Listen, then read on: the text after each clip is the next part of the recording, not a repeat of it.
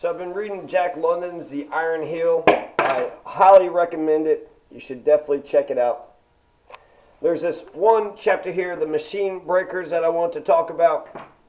There's a lot of people. There's this one lady, Jasmine something. She says she's a burn it all down kind of gal. And yet she's a careerist. Yet she's got all this fancy technology and this comfortable surroundings and comfortable housing. So as much as her spirit and soul is saying, hey, you know, we need to have change, is she going to change her comfortable life? The Machine Breakers specifically talks about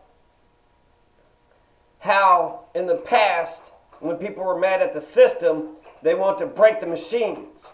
And even more specifically, it's the small industrialists, it's the small businesses. Because you got these big trusts, you got these trust conglomerates. And these big trust conglomerates, they're able to produce, you know, shoes and automobiles much cheaper than the small industrialists and the small business can do. And so these large trust conglomerates are smashing all these smaller companies. And so what do the smaller companies, the smaller businessmen, what do they propose?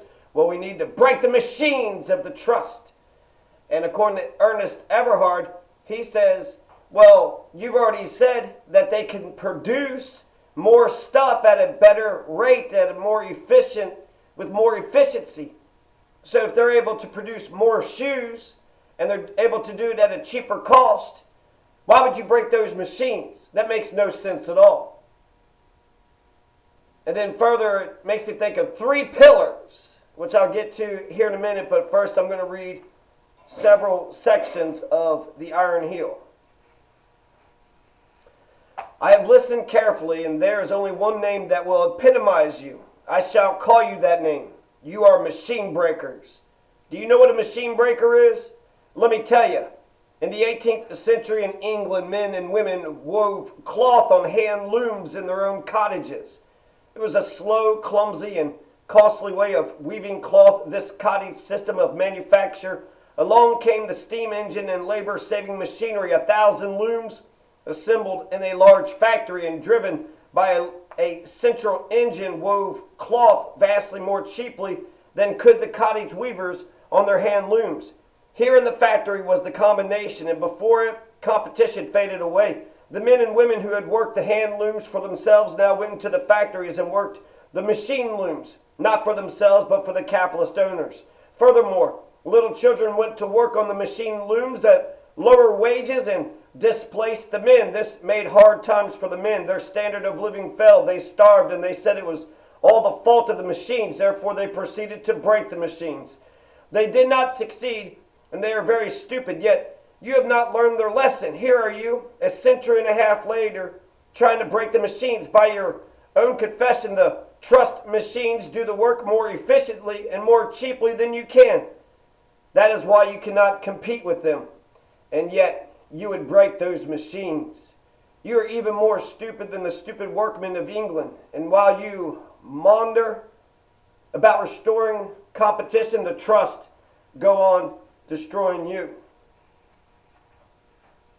No one answered for a long time. Then Mr. Cowalt spoke. What are we to do then, he demanded. To destroy the trust is the only way we can see to escape their domination. Ernest Everhard was all fire and aliveness on the instant. I'll show you another way, he cried. Let us not destroy those wonderful machines that produce efficiently and cheaply. Let us control them. Let us profit by their efficiency and cheapness. Let us run them for ourselves. Let us oust the present owners of the wonderful machines and let us own the wonderful machines ourselves. That, gentlemen, is socialism. A greater combination than the trust. A greater economic and social combination than any that has as yet appeared on the planet. It is in line with evolution. We meet combination with greater combination. It is the winning side. Come on over with us socialists and play on the winning side. It is not the law, Mr. Calvin asserted positively. There is no such law, young man. You've dreamed all this. Why, you spoke of sending the militia to the Philippines. That is unconstitutional. The Constitution especially states that the militia cannot be sent out of the country. What's the Constitution got to do with it? Ernest demanded. The courts interpret the Constitution, and the courts, as Mr. Asmundsen agreed, are the creatures of the trust. Besides, it is, as I have said, the law. It has been the law for years, for 9 years, gentlemen, that we can be drafted into the militia, Mr. Calvin asked incredulously, that they could shoot us by drumhead court-martial if we refuse? Yes, Ernest Everhard answered, precisely that. Yes, Ernest Everhard answered, precisely that. And so what the hell does all this mean? Well, it means that we're going to need some machines. We're going to need some organizations. So burn it all down. I've seen a whole bunch of things, okay? So when it comes to the past, the way that the kings would fight, they would just come in, destroy the political establishment, and then keep the damn people and the businesses running just like it was before. So basically for the common people, it was like there was no change that happened whatsoever. Now you got to pay taxes to this asshole instead of paying taxes to that asshole. So you can essentially keep society intact. You take the power, you take the power away from those who had it from before, and you keep the power. And then you keep everything the same. There's like 3 pillars. But if you're going to try to upend society and flip it all around and just completely destroy anything and everything, well, people aren't going to like that they're all starving and homeless. People aren't going to like that they're miserable. And so when I was talking about the 3 pillars, I've heard about this revolutionary change where they were saying, okay, we're going to upend society. We're going to change a whole bunch of things, but there's going to be 3 pillars. You could, change the number 3, 4, or 5, but essentially a few pillars that we're going to maintain. And so when I think about what is absolutely necessary for the revolution, well, what's absolutely necessary for the revolution? You need to live, right? You need to survive.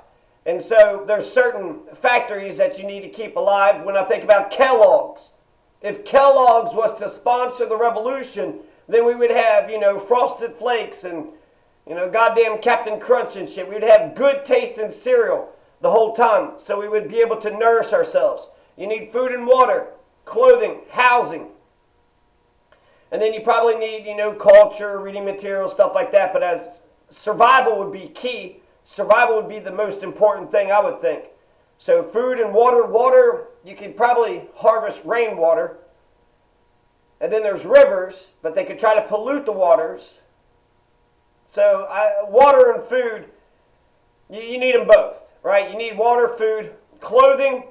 Yeah, you need some kind of clothing. Maybe just, blankets or something, and we could maybe just fabrics. And then housing, you need some kind of shelter. So if I had 3 pillars, that would be, food and water with 1, clothing, and then housing. And then maybe a couple factories, a couple factories with the other specifics. You probably need some kind of communications, right? You probably need communications and then probably other iron, steel material. So, yeah, we don't have to completely upend society. People, you could do, for Jasmine, she could still do her YouTubing and then, get her word out. But if she's a careerist and needs, the oligarchy to finance her, what she's doing, so that way she can, live a nice little fancy middle-class life, eventually that's going to dull her revolutionary spark. Eventually, if you're taking the money from a bunch of rich people, well, then that means they get their voices heard.